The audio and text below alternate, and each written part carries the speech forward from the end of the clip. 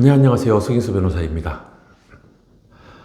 지난번에 말씀드린 대로 오늘은 실제 처리했던 사건, 그 이야기를 좀 풀어서 좀 말씀드리려고 합니다.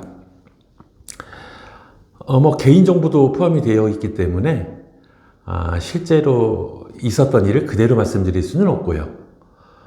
그런 부분들을 사건의 본질에 벗어나지 않는 범위 내에서 좀 각색을 하거나 또는 듣는 분들의 재미를 위해서 좀 두리뭉실하게 이야기를 하겠습니다. 얼마 전의 일인데요. 저를 찾아온 의뢰인께서는 명문대를 졸업하고 벤처기업에 다니는 멋진 젊은이였습니다. 근데 그 저녁 때 회식을 하고 운전을 해서 집에 가다가 음주 단속에 걸렸습니다. 수치를 확인을 해보니까 대략 한 0.034%. 전에 말씀드렸듯이 우리나라 법은 0.03이 넘어가면은 음주운전으로 봅니다. 즉 0.034면은 음주운전이 맞습니다. 상담을 하면서 쭉 얘기를 들어보니까 두 가지가 걸리더라고요. 첫째는 그 친구, 그러니까 그 의뢰인이 당시에 술을 마시려고 안 했다라는 거예요. 즉 회식에서 건배할 때 그 잔만 부지키고 좀 마시는 척하고 그렇게 해가지고 한 3시간 동안 회식을 하다 보니까 아무리 마시는 척만 해도 그래도 한두 모금 계속 들어갔던 모양이에요. 그래서 그 사람이 술을 안 마셨다는 얘기는 아니고 자기는 술을 안 마시려고 노력은 했는데, 즉 술이 좋아가지고 벌컥벌컥 마신 게 아니고 입만 댔었는데 어쩌다 보니까 음주 단속에 걸릴 정도의 알코올이 몸속으로 들어가 버린 거죠. 그리고 자기는 술을 안 마시려고 노력을 했고 실제로 어느 정도 절제를 했기 때문에 자기는 음주운전이 아니라고 생각하고 운전을 시작했던 겁니다. 그런 상황이었고, 또 둘째로 그 친구는 명문대 출신인데 그 벤처기업 다니다가 대전에 있는 그 아주 멋진 그 대학원 과정에 그 교수님한테 약간 그 눈도장을 받아서 연구를 할 그런 계획이 있었던 것 같습니다. 그런데 만약에 이렇게 음주운전으로 처벌을 받게 되면 그런 상황에서 좀 비틀어질 수가 있어요. 사실 전과라는 것이 외부적으로 잘 드러나는 건 아니지만 그것이 공기업이나 공무원 쪽, 국가기관 쪽으로 들어가게 되면은 그것이 문제가 되는 경우들이 있습니다. 그렇게 해서 상담을 시작을 했는데 음주운전이라는 것은 일종의 그 정성평가보다 정량평가가 더 강해요. 그 검찰 법원들은 다 이렇게 엑셀 표처럼 되어 있는 가로 세로 칸으로 되어 있는 표 비스듬한 걸 가지고 전과가 있느냐 또는 음주 수치가 얼마냐에 따라 가지고 벌금 액수를 어느 정도 정찰제처럼 운영을 하고 있어요. 그렇기 때문에 일반적인 변론으로는 그 친구의 니즈를 해결하기가 좀 어려웠습니다. 자, 거기서 이제 우리 사무실에서 머리를 싸매기 시작했습니다. 일단은 저희들이 주목한 것은 0.034라는 퍼센트입니다. 0.03인데 0.034에서 우리가 첫 번째 생각할 수 있는 건 기계적인 오류 아니야? 그렇게 생각할 수도 있겠죠. 이거 좀 세게 나온 거 아니야? 근데 그쪽은 이빨도 안 들어갑니다. 무슨 얘기냐면은 음주 측정기는 계속해가지고 정기적으로 보정을 하는데 그 보정을 하는 과정에서도 운전자들에게 유리하게 보정을 합니다. 그러니까 실제로는 0.04, 그러니까 그 음주 측정기에서 0.03이 나오면은 실제로 보정을 하지 않은 음주 측정기로는 0.035 정도 나와버립니다. 그러니까 기계가 고장났다 또는 기계를 믿을 수 없다, 그런 주장들은 실제로 경험 있는 변호사들은 잘 하지 않습니다. 그리고 해봤자 의미도 없습니다. 근데 거기에서 두 번째 문제가 있었어요. 쭉 서류를 보다 보니까 차를 세우고 정차한 시간과 음주 측정을 하는 시간이 한 30분 정도 시간적인 차이가 있었어요. 시간적인 차이가 생기는 이유는 손님이 많아서 그래요. 그러니까 음주 측정기는 하나인데 차들이 여러 대를 쭉 같이 단속하다 보면은 한 사람씩 차례대로 음주 측정을 해야 될 거 아니에요. 그래가지고 이제 우리 의뢰인도 그 차례가 돼야지 음주 측정을 하는 거죠.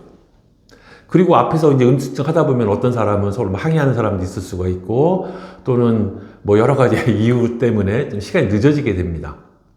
그래서 30분 뒤에 음주 측정을 했다. 거기에 초점을 맞추게 됐습니다. 혹시 여러분들 중에서 음주운전에 관심이 많으신 분들은 위드마크 공식이라는 것을 들어보신 적이 있을 텐데요. 위드마크 공식은 크게 두 가지 의미로 쓰입니다. 하나는 과학자들이 보통 사람이 술을 마시게 되면 어떠한 변수들에 의해 가지고 그 마신 술의 양에 비례해서 그 혈중 알코올 농도가 어떻게 발현되는가 그런 함수를 만들어낸 게 하나가 있고요. 두 번째로는 사람은 술을 마시면은 술이 쭉 올라왔다가 다시 시간이 지나면 술이 깨는데, 즉 음주 측정을 했을 때 바로 했을 경우와 10시간 뒤에 했을 경우에 그 수치가 같게 나올 리가 없잖아요. 그랬을 경우에 과연 술이 언제까지 올라갔다가 언제까지 깨느냐, 어떤 식으로 깨느냐, 그런 함수에 관한 수정된 위드마크 공식이라고 하는데요. 네, 그런 게 있습니다. 실제로 그래가지고 저는 이제 문과생인데 어쩔 수 없이 그 위드마크 함수라는 걸 가지고서 계산을 하기 시작을 했습니다. 이 친구가 처음에 술을 마신 시간, 회식이 끝난 시간, 그 다음에 음주 측정까지 걸린 시간 쭉 계산을 해보니까 사람은 술이 올라왔다 깬다고 그랬잖아요. 그랬을 때 그것을 상승기와 하강기라고 하는데 우리 의뢰인 같은 경우에는 상승기에 있었습니다. 즉 30분 동안 술이 깨는 게 아니고 30분 동안 혈중 알코올 농도가 간에서 그 대사작용을 거쳐가지고 술이 피 속으로 점점 더 많이 들어가는, 즉 혈중 알코올 농도가 점점 증가하는 그러한 시간대라는 것을 입증할 수 있었습니다. 상승기라고 봤었을 때 상승기에 대한 정확한 그러한 연구자료는 없지만은 적어도 이 형사소송법에 있어서는 잘 모르고 애매하면 피고인의 이익으로 그런 원칙이 있습니다. 그래서 지금까지 있었던 연구 결과 중에서 우리 의뢰인에게 유리한 수치를 쭉 적용을 해보면은 차를 맨 마지막에 세운 시간에 만약에 바로 음주 측정을 했었으면 0.03%가 안 될 수도 있다. 이런 계산이 나왔습니다. 그리고 그런 계산을 알기 쉽게 풀어서 검찰청에 변론 의견서로 제출을 했습니다. 이렇게 아주 정확하게 들어가게 되면은 검사님이 우리 의뢰인을 봐주거나 또는 변호사를 도와주거나 그러려는 생각이 요만큼도 없다고 하더라도 변호사가 그렇게 주장을 했다는 얘기는 만약에 그것이 재판에 들어가면 결국은 법원에서도 주장이 되기 때문에 공소유지가 어렵습니다. 어쩔 수 없이 검찰에서는 혐의 없음, 더 쉽게 풀으면은 피의자가 이러한 계산에 따르면은 운전 종료 시점에 혈중 알코올 농도가 0.03% 이상이었다고 단정할 뚜렷한 증거가 없다. 그래서 결국은 혐의 없음이 났고 저희 변호사 사무실은 한 건을 해냈습니다. 하여튼 그때 부모님이 굉장히 고마워했던 게 기억이 나고요. 실제로 이런 것들이 이렇게 제가 이야기를 하면 쉽지만 사실 이런 부분들에 대해서 놓치거나 또는 설득력 있게 변론을 못하거나 그런 식으로 해서 실패하는 경우들도 적지 않습니다. 하여튼 다행히 그 사건은 아주 적절한 변론과 설득력 있는 그러한 변론으로 좋은 결과를 맺을 수 있었고요. 이런 케이스가 바로 음주 수치가 낮고 전과가 없다고 하더라도 변호사의 도움을 받아서 혐의 없음이나 무죄를 받아내는 그러한 케이스가 되겠습니다. 네. 다음 시간에는